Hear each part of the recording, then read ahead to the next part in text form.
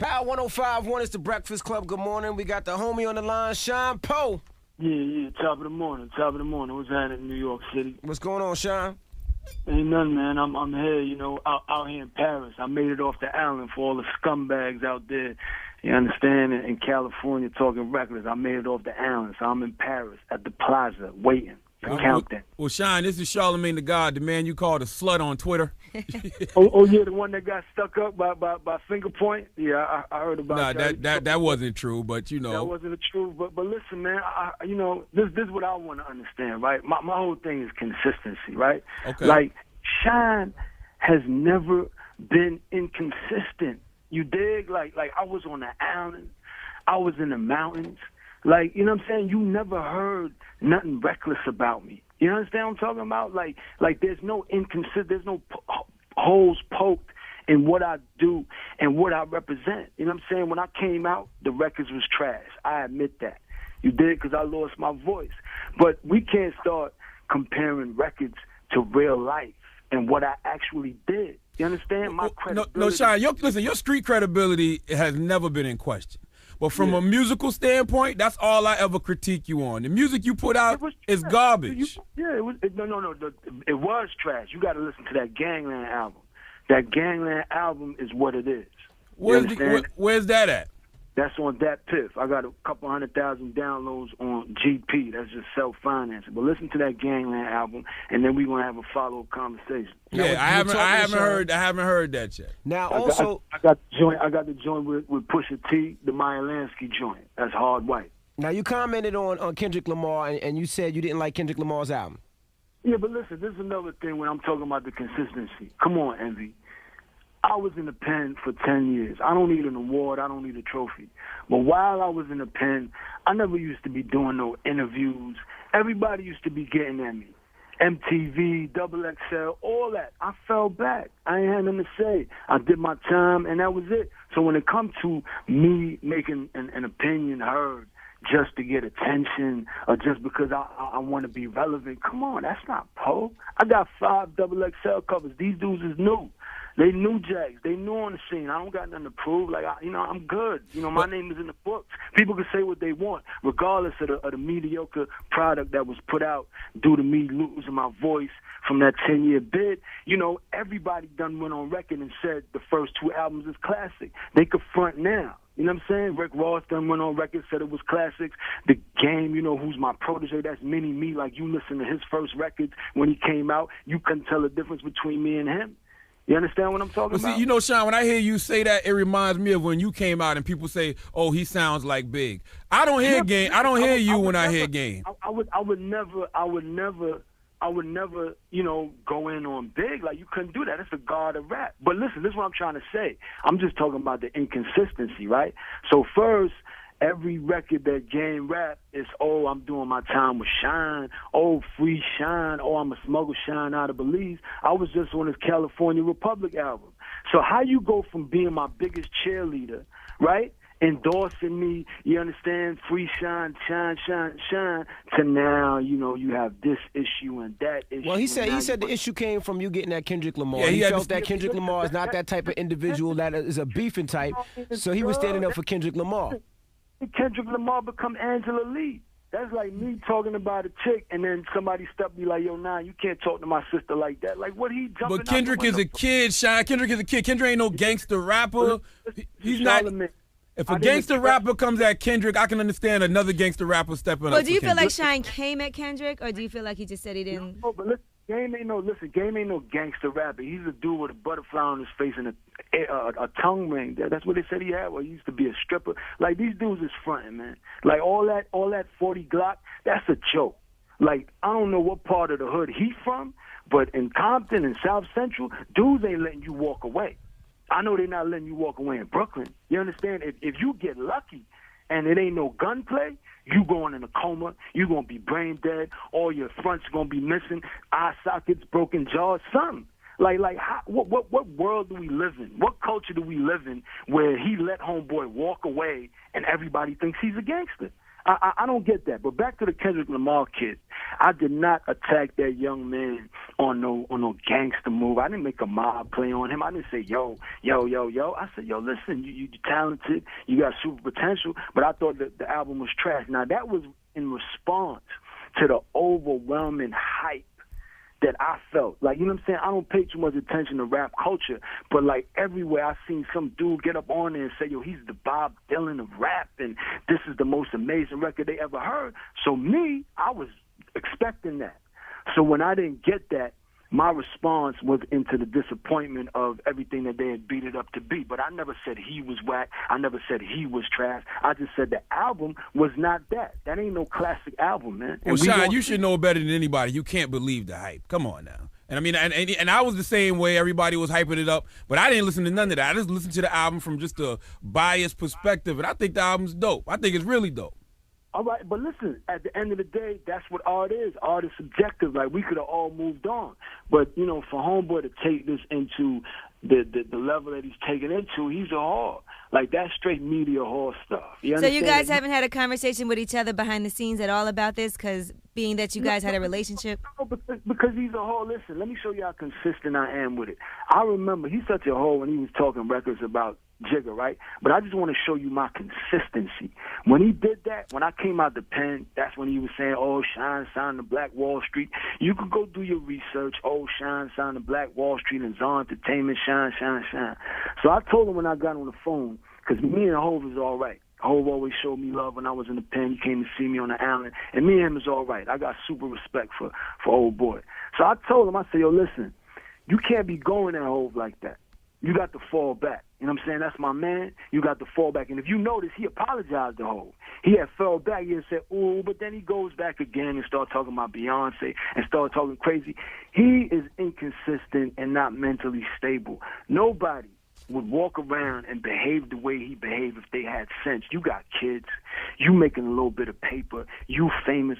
What you running around like you Floyd Mayweather and you Pacquiao? You a boxer now? Like, come on, man, knock it off. You ain't gangster.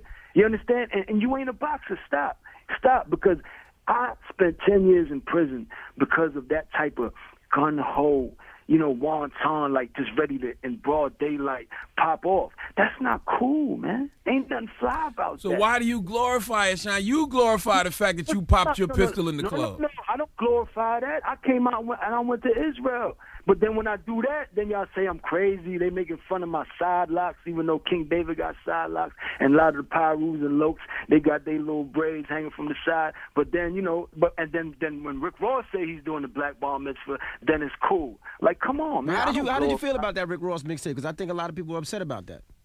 Well, I wasn't upset about it. Well, the GDs is on him. You understand? Because he ain't a gangster.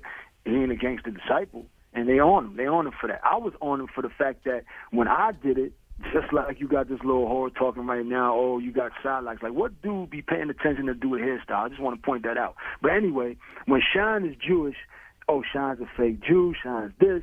But now when Rick Ross come with it, after I dropped Meyer Lansky, which is the biggest Jewish mafia ever, right? So now first homeboy was Teflon Don, John Gotti. Now Shyne and Pusha T put out Meyer Lansky. Now he's the Jewish mafia. I'm just saying, he jocking me, and I just wanted to put it out for all the geeks. But Shyne, why do you wear the yarmulke cocked to the side like a Yankees hat? And then I saw you had the Kango over the yarmulke the other day. Yo, listen, man. Listen, this is what I do. Like, this is what I'm trying to say. I'm just consistent with it. When I was in prison, I didn't become Muslim. All my homeboys is Muslim. I got respect for everybody's religion and everybody's faith. But I'm consistent. These dudes can never beat me because I have integrity and honor. And everything Shyne does is truth. I was in the yard, in population. You understand? Lifting weights, doing the bar, you know, watching TV, walking around the yard with my yarmulke, like what? Smoking a cohiba with the mafia bosses. I'm consistent, man. You understand? I'm going to be me. Nope. Being a Jew is not a white thing. It's not a Caucasian thing. You have Jews from Iran, from Syria, from Lebanon, from all over the world. It's a God thing. That's now, my faith. What about your relationship with Diddy? Yeah, because you said you consistent. You talk about consistency, but you was consistently dissing Diddy. Then y'all got cool again. Then you started dissing him again. That's inconsistent, Shyne. Well, no, listen. He reached out to me and he apologized to me. He's been apologizing to me. And he reached out to me and apologized to me. And contrary to whatever, you know, misinterpretation y'all having, I'm not about glorifying, black-on-black crime and black-on-Spanish crime. I'm not into all that. The bottom line is if I have to defend myself, I'm going to do what needs to be done. You understand? It's you or me, then you going to go. But at the end of the day, I want to take the opportunity to show, African Americans and Latin Americans that it ain't have to be all that. You dig? That we can move on and we could do something positive and productive. So my idea was that me and him was going to go around and talk to kids and try to do, philanthropic work and, inspire kids like in the South Side of Chicago, blah, blah, blah, blah, blah. But that's not what he had in mind. You understand? For him, it was just a photo op. For him, it was just, I don't know what he got going on in this. But he's not into things like that. He ain't into helping the communities and lifting these kids up. For him, it was just, I guess maybe a sigh of relief that he got the guilty conscience away. But moving forward, he wasn't really into that. And for me, it wasn't enough for us to just say sorry and that's it. Like, you know what I'm saying? You owe me. That's 10 years. And again, it's not you owe me because I fired a gun. You owe me because you called a witness to testify against me when I was defending myself and yourself and your broad and everybody that was there. You know what I'm saying? Let me ask a question, Shyne. Shyne. Now that the case is over, everything's done, you served your time, what happened that night? I mean, first of all, Natanya Rubin, who was the only innocent bystander, she was a friend of mine. You know what I'm saying? She me and her used to go to the studio with my homeboy Imani Haley. And that's the only thing that I really regret. Although there's no proof that it was my ratchet that hit her because according to the government and according to all the witnesses, it was a few guns going off that night. You understand? I tried to shoot one guy, and that was the guy that was with Scar that was yapping. That's the kid Julius Jones that got clapped in the shoulder. So despite all the little rappers that's rhyming and talking about, shooting in the ceiling, that's after I clapped one dude and the security guard went to grab me, then the ratchet went off in the ceiling. You dig? Why didn't the security do their job, first of all? I mean, we talking about the club security, so club security ain't really built like that. You understand? When I see somebody move for a ratchet, I'm clapping, and I know Scar. He did, even though he ended up telling on me, and his man ended up telling on me. Even the biggest mobsters, they roll over, but that don't mean they ain't a mobster. So Sammy the Boy had 20 bodies, so he let that thing off, but he's still a rat at the end of the day. So I knew Scar and them from Brooklyn. I knew what they were about. So I know all this loud talking ain't going to go but so far before somebody starts squeezing off. So when I seen old boy reach for that ratchet, I reached for mine and I popped him in the shoulder, and then they grabbed me, and that's when the ratchet went off in the ceiling, when other ratchets was going off. But at the end of the day, he was doing the same thing this kid Jason Taylor's doing right now. He was loud-mouthing. All of them was loud-mouthing. And listen, if I'm with Sean Combs, I'm with Sean Combs, and ain't going to be too much loud-mouthing, and ain't nobody going to threaten us, and ain't nobody going to put our lives at risk. And that's how that thing happened. Did Diddy ever fire a gun that night? Nah, Diddy ain't fire no gun. So I didn't even know somebody really got shot. I really thought you was just shooting in the ceiling and it was the bullets. Nah, listen. This is what I'm trying to say. I'm consistent with it. Go to MTV right now and Google Julius Jones and Matthew Scar Allen, and they both got on the stand and said Shyne pulled out his gun and aimed at me and squeezed off into me. You understand what I'm talking about? Pause. That's how that thing went down. And then the security from the club tried to grab my hand, and then the ratchet went off into the ceiling. But come on. Totally consistent. At the end of the day, it was a terrible situation. It's a tragedy for my mom, a tragedy for everybody involved. It's 18 years later. I'm still banned from America, still banned from London, still banned from Canada. It's not a pretty thing. I should be an example to young kids as to what happens when you engage in this lifestyle. It's not going to be a platinum record. It's not going to be millions of dollars. This is what's going to happen. You're not going to walk around in Fox Hill Mall and get knocked out in front of your son. No. You understand? Either you going to kill somebody or somebody going to kill you, or you going to spend a decade or your lifetime in prison. You know what I'm saying? That this rap thing is not the truth, man. Are you bitter or disgruntled about any of that, having to do time? I mean, listen, at the end of the day, when people say that, my man, when I say I'm in Paris at the Plaza, ask for me, I'm really in Paris at the Plaza. Like, you know what I'm saying? I'm good. Like, I'm good. Like, that's one of the reasons why, I'm so focused on my relationship with God. You dig? It don't have anything to do with changing and being a square and being corny. Nah. Like, you got to have some type of divine intervention to endure what I've endured. But there's no bitterness. There's no nothing. There's just truth. I'm going to speak the truth like I know it. Drake should not be rapping about catching a body. I'm with you on that. Now, we can agree on that. Rick, and Officer Rick should not be talking about anything other than, you know, nice girls that he like, or eating hamburgers, or you know what I'm saying, his SAT scores. He not supposed to be no mobster rapper. I'm sorry, man.